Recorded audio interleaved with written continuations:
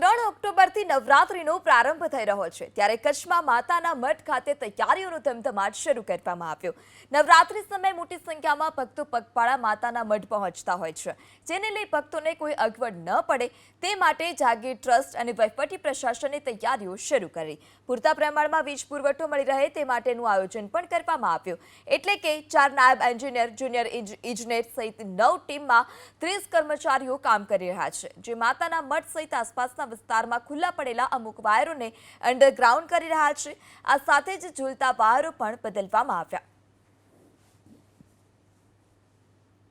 આગામી નવરાત્રિના તહેવારમાં